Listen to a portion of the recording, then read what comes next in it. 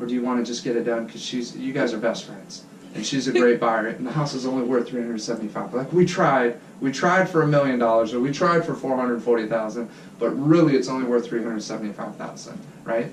And then you share that to her, and Bernadette says, okay, well, all right, let's just move forward with the process, and they do. But that's your job as an agent, to talk sense and being reasonable with your client. And that's what's challenging, and agents aren't always the strongest in being able to relay that, because they're afraid to make Miss Bernadette upset. But I promised you $400,000, right? And I did that. Okay, so does this all make sense now? Look at this beautiful art. Why don't you guys take a picture of that? Yeah. Don't erase what? The top corner, right? Yeah. Okay, what about this? Can I erase this? We got all this stuff. Yeah. This is just my madness right here. Yeah. Okay, so I'm pretty sure we covered at least up to the 21 days, right? Yeah. So now day 21, we remove all of our contingencies. Dun, dun, dun. Yeah. Right? And then we what if- relax. And everybody relax. That's it. Comes Everybody to the end. relaxes. Breathe. Right. But again, we only have to remove those if they sent us a notice of buyer to perform. Okay. It's not everybody's got their own feelings about that, Yeah. of how they want to do it or don't want to do it. But the biggest thing to remember is your agent will help guide you of when it's appropriate to remove all those contingencies. And typically what we want to hear on the buying side is that we have full loan approval, right? Which is very difficult to get within 21 days. So that's why it's important that you have an agent that you trust that's a great communicator, that you have a great loan officer that you trust that's a great communicator, and that both your agent and your loan officer are great communicators together, right?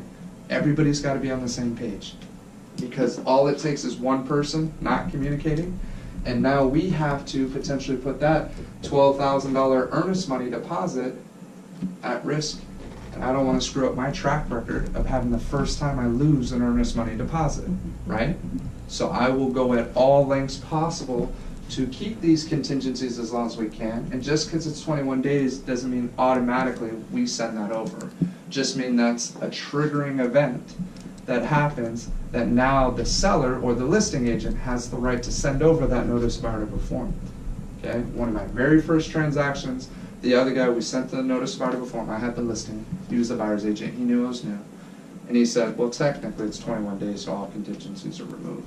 And he thought that that would at least keep me calm, right, on my end. So I didn't say anything about it. But what it did, because he didn't remove the contingencies, and I sent the notice of buyer to perform, was it gave my seller an out. Well, my seller calls me at day 25 and says, hey, I just bought this other house. I didn't realize that I don't have enough money to pay your commissions and sell it at the price that we agreed to sell it at.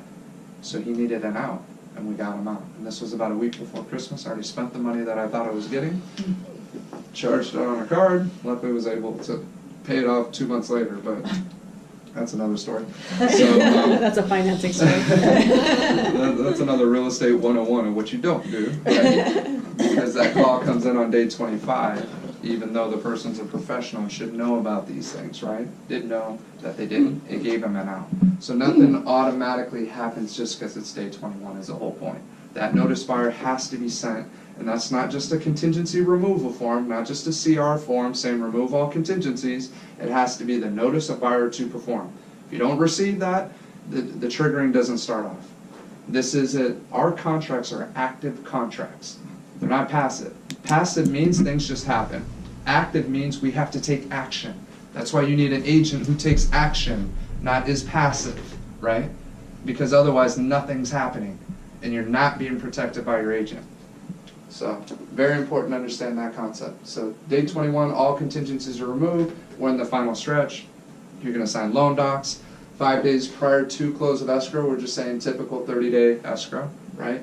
5 days prior to, we do a VP, verification of property condition. That's your final walkthrough. And we're going to go and check and see, because there was an agreement to, let's just say, those 3 items that we talked about, termite being done, and the other fun stuff, right? So we're going to go and check and see that all that work's been completed. If it hasn't been completed, we're going to write it on the BP. And again, we already have a contractual obligation to make sure that that's completed prior to, it's supposed to be completed prior to the VP. And if it's not, then you want to put it in writing again, put another notice out there that, hey, this wasn't done and we're not closing till these things are completed. Your last leverage, if you just close the transaction, which there are some rare situations you'll do that, but if you do it, you're giving up a lot of leverage and a lot of power in getting those final repairs done. Okay? Just trust us on experience on that. Excuse me, may I ask a question? Sure. What did you say about something being in writing? I was writing this and not listening. The VP? No, you said that should be done at the same time as the VP. What should be done? Oh, The like repairs. the repairs. Yeah. All the repairs should Yes. be completed prior to the But you VP. said in writing? Yeah.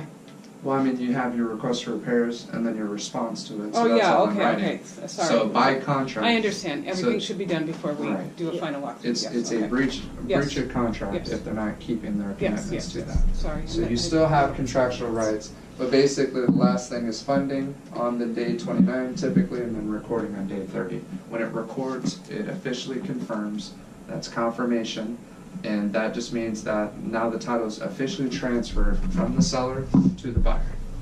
So now you tell them, okay, that, you know, it was that easy, after you explain the whole thing. Just that easy. That's it, that's how you finish it. Sure. It was good for us. Got a great deal. Stuff fixed. That's it, that's it.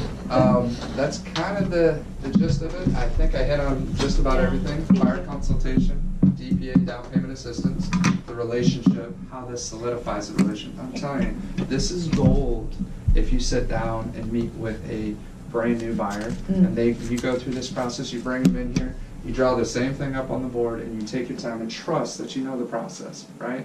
You don't have to hit every single point, but you're gonna hit enough, as well as you're gonna ask them questions. So just like in a listing presentation, what do we wanna discover, Everything. right? Their needs, their wants, their expectations, as well as their motivation, right? Why are they here today? What happened in their life? We just got married. We have a baby on the way.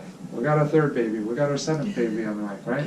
Whatever, whatever it is, whatever the situation is, we're outgrowing our current space. We just got 60 days notice. That happens a lot right now, Yeah. right? So you're gonna find out what's motivating them. Then you're gonna ask them the questions. Okay, where are you currently living? Well, we're in a lease. Okay, how much more time do you have on your lease, right?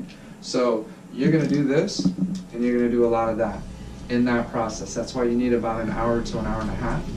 And all you're discovering is where are they at right now, point A, and where do we need to get them to point B. And it's getting them motivated and inspired enough to take that next step, right? So sometimes I won't do all this on the very first meeting. All I'm doing is discovering where they're at, and I see they're brand new, so even talking about all this is just gonna be too much.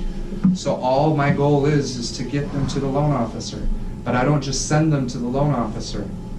I meet with them first so that I'm who they trust, right? I'm their source, their resource for everything real estate related. And when they come to me, now I can start setting expectations so they know what the loan officer is going to ask, and now it's not such a painful process because I'm telling them to say, okay, so he's going to ask you about what's your income, how much money you make, what's your debt, what car payments do you have, what student loans do you have. He's going to figure out your debt to income ratio. He's also going to tell you how much savings you need. He's going to tell you what to work on in your credit. He or she is going to show you how to improve your credit, right? And coach you through that process so you can be the strongest buyer possible. So depending on where they're at, a lot of times that's the conversation I'm having with them. And then I share a nice happy story for them so they know that they can do it themselves. They get excited, wow, okay, it's not as bad as I thought it was. Thank you so much for taking the time to do it. And again, there's very few times I've sat down and done this where they haven't purchased with me. So it's a very powerful process. But that's it. All right.